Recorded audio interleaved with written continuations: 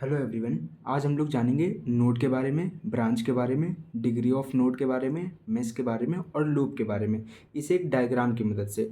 और इस पूरी वीडियो का स्क्रीनशॉट लास्ट में मैं ऐड कर दूंगा, तो उसकी चिंता न करना। तो देखो, सबसे पहले नोड क्या होता है। इसको एन से रिप्रेजेंट किया जाता है और इसको हम लोग बोलते हैं अ पॉइंट वेयर टू और more than two elements are connected to each other। इसका मतलब ये है जहाँ पे दो या दो से ज़्यादा एलिमेंट्स कनेक्टेड होते हैं एक दूसरे के साथ, उसको हम लोग नोड बोलते हैं। जैसे कि ये एक एलिमेंट है, ये कनेक्टेड है। जैसे कि ये एक पॉइंट है और ये पॉइंट इससे दो एलिमेंट या तीन एलिमेंट कनेक्टेड हैं। जैसे कि एक ये एलिमेंट कनेक्टेड है, एक ये रेजिस्टेंस कनेक्टेड है, एक ये रेजिस्टेंस कनेक्टेड है और एक ये रेजिस्टेंस कनेक्टेड है। तो इसको हम लोग एक नोड बोल सकते हैं। अब ब्रांच, ब्रांच की अगर डेफिनेशन देखें तो ब्रांच की डेफिनेशन होती है a network between two nodes. Degree of node, degree of node को डेल्टा से रिप्रेजेंट करते हैं और डिग्री ऑफ नोड बताता है हमें कि number of branches that are connected to a node. एक नोड से जितनी भी ब्रांचेस कनेक्टेड होंगी उनको हम डिग्री ऑफ नोड कहेंगे। अब इसमें मैश क्या होता है, तो मैश एक क्लोज पाथ होता है। Any close path which does not have any closed path inside it।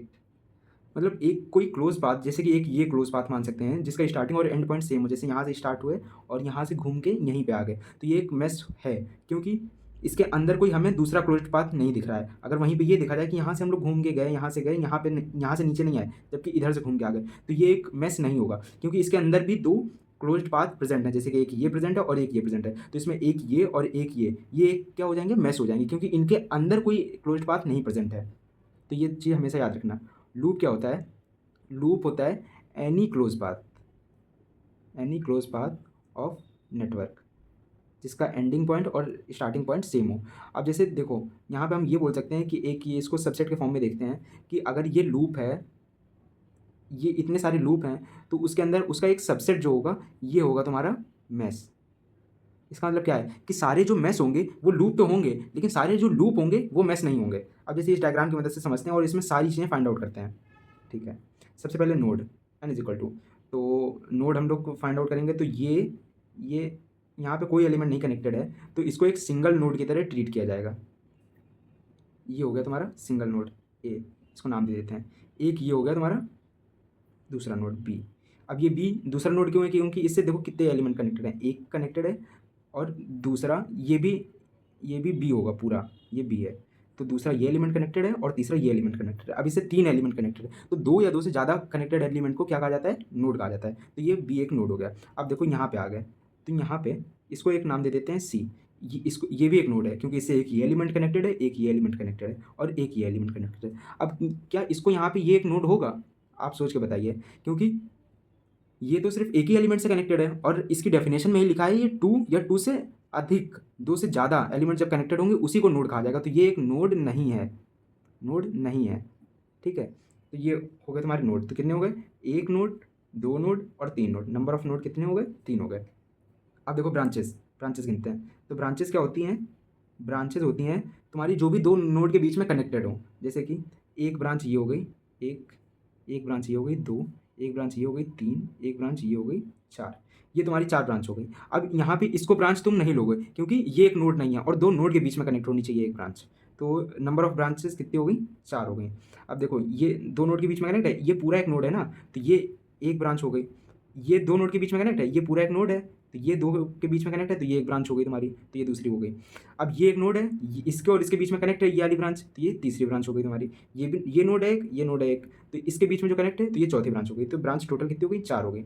अब डिग्री ऑफ नोड निकालने के लिए वो तो तुम इंडिविजुअल नोड की निकाल सकते हो, जैसे इसकी अगर डिग्री ऑफ नोड निकाला जाए तो इससे कितने एलिमेंट कनेक्टेड है? इससे 1, 2 और 3। तो बी की अगर डिग्री ऑफ नोड निकाला जाए तो इसके 3 आ जाएगा। और अगर ए का निकाला जाए तो ए का कितना आएगा? 1, 2, 3। ए नोड से कितने एलिमेंट कनेक्टेड हैं? 3 एलिमेंट कनेक्टेड हैं, तो 3 आ गया। अब ऐसे ही मेश पे आते हैं। तो यहाँ पे अगर मेश फाइंड आउट करनी हो तुम्हें, तो मेश का एक सिंपल सा फॉर्मूला होता है, b माइनस एन प्लस 1। ये फार्मूला तुम्हें याद रखना है। तो यहाँ से अगर मेश निकालोगे तो देखो क्या है, b कितना है? 4 है, n कितना है? 3 है, प्लस 1, 4 माइनस 3 1, ये 2 आ गया। अब तुम्हें डायग्राम में भी दिख रहा होगा, सर्किट में भी दिख रहा होगा कि यहाँ पे 2 मेश हैं, एक ये मेश है, एक ये मेश है। अब तुम्हें लूप अगर निकालना है तो लूप कैसे निकालोगे? लूप तुम्हें सिंपल कैलकुलेशन डायग्राम देख के निकालना है। एक ये मेश हो गई, एक ये मेश हो गई, तो ये दोनों लूप भी होंगे, तो 2 लूप तो यहाँ हो गए, और एक इन दोनों को जब मिलाओगे तो एक ये बड़ा लूप बन जाएगा। तो लूप कितने आ जाएंगे? 3। तो वीडियो को लाइक और चैनल को सब्सक्राइब कर देना।